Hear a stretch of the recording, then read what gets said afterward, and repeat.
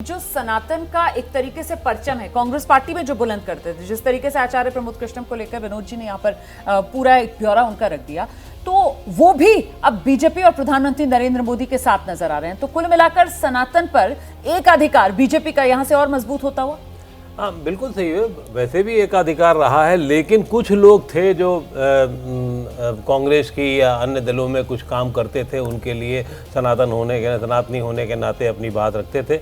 लेकिन अब बचा खुचा भी बीजेपी जो है अपने पास रख ले रही है, और बीजेपी क्या रख ले रही, वो सब कुछ लोग जो हैं वो इनके पास आ जा रहे हैं। और मुझे ये कहने में कोई संकोच नहीं, सत्ता का लालच, सत्ता का उपयोगिता सबको उधर खींच रही है, और वो एक ऐसा मैग्नेट है कि जिसकी वजह से सब लोग खींचे चले आ रहे हैं। सत्ता का संरक्षण, बिल्कुल वही मैग्नेट है। तो संरक्षण, तो कुल मिलाकर अभय जी ये कहा जा सकता है ना कि ये पूरा का पूरा माहौल जो राम में है चुनावी साल में, ऐसे में विपक्ष और खासतौर से कांग्रेस के लिए तो कुछ भी बाकी नहीं छोड़ा है। आज ये संभल से जिस तरीके की तस्वीरें सामने निकल कर आई, अभय जी देखिए, पूरा जो राजनीति और धर्म के मिलन का जिससे जितना स्पेस बनता था वो पूरा का पूरा भारतीय जनता पार्टी ने अपनी तरफ कर लिया है, और उसको विपक्ष ने करने दिया। विपक्ष ने कोशिश भी नहीं की कि उसको वो अपनी तरफ रोक के रखे। इस मामले में विनोद जी की बात बिल्कुल सही है और अकु श्रीवास्तव की बात बिल्कुल सही है।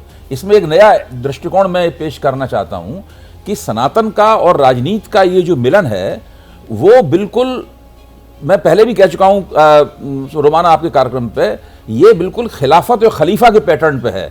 इसमें देखिए, जो एक राजनेता है वो सभी मंदिरों का, सभी धार्मिक कॉरिडोर का, सबका उद्घाटन कर रहा है, वही शिलान्यास कर रहा है। और उत्तर प्रदेश के मुख्यमंत्री तो बाकायदा उसके प्रतीक ही हैं कि वो रिलीजियस हेड भी हैं और पॉलिटिकल हेड भी हैं।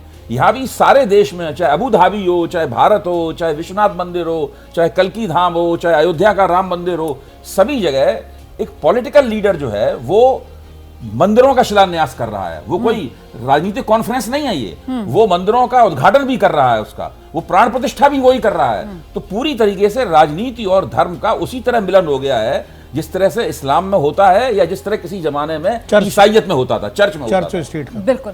तो मतलब राकेश शुक्ला जी जिस बात का जिक्र यहाँ पर सभी मेहमान कर रहे थे कि ये कहते हुए कर रहे हैं वो सब कुछ कि ये काम पहले नहीं हुए, ये अच्छे काम रह गए और अब मैं इनको पूरा करूंगा। मतलब कहीं ना कहीं राजनीतिक कॉन्फ्रेंस नहीं है, लेकिन निशाना राजनीतिक ही है, फायदा चुनावी ही है। देखिए, जो कल्की धाम की यदि अपन बात करें तो वहाँ पे सामाजिक और सनातन दोनों का प्लान है।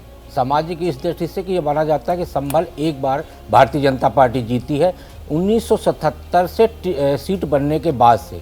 तो भारतीय जनता पार्टी को कुल मिला के एक स्पेस चाहिए था, एक मंच चाहिए था, जो प्रमोद कृष्णन जी ने उपलब्ध करा दिया है। अब वहाँ का जो सामाजिक समीकरण यदि आप उसको देखेंगे तो ओबीसी और अन्य वर्ग 50% से ऊपर जा रहे हैं और 50% वहाँ पे मुस्लिम आबादी है।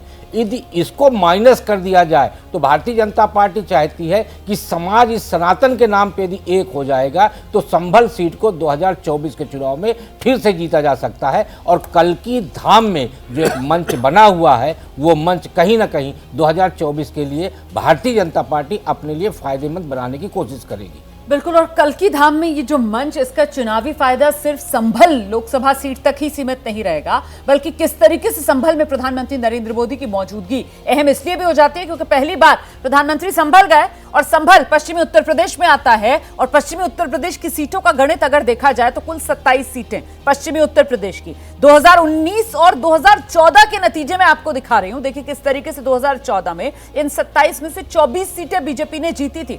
हालांकि 2019 में जब एसपी, बीएसपी, आरएलडी तीनों साथ मिलकर चुनाव लड़े थे तो फिर यहां नुकसान बीजेपी को उठाना पड़ा था 5 सीटों का। बीजेपी का आंकड़ा 24 से घटकर 19 पर आ गया था। तो पश्चिमी उत्तर प्रदेश में इसी आंकड़े को दुरुस्त करने के लिहाज से संभल, कल्की धाम का यह मंच महत्वपूर्ण हो जाता है। विनोद जी देखिए, निश्चित रूप से संभल, जैसा कि राकेश जी ने कहा, 2014 में बीजेपी जीती और 2019 में जीती बीजेपी। उसके पहले संभल में जो है लगातार गैर भाजपा उम्मीदवार ही जीतते रहे, और खासकर समाजवादी पार्टी। मुलायम सिंह जी वहाँ से चुनाव लड़े, रामगोपाल जी वहाँ से लड़े, जीते, और वहाँ का जो समीकरण था वो समाजवादी पार्टी के पक्ष में था।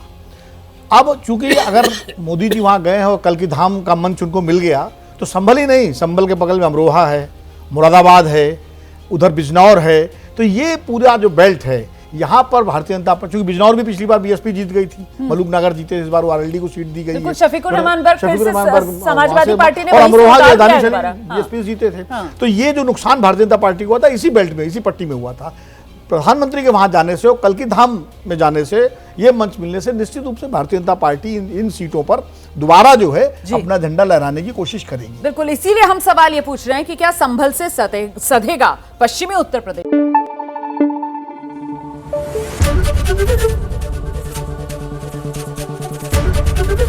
एबीपी न्यूज आपको रखे आगे।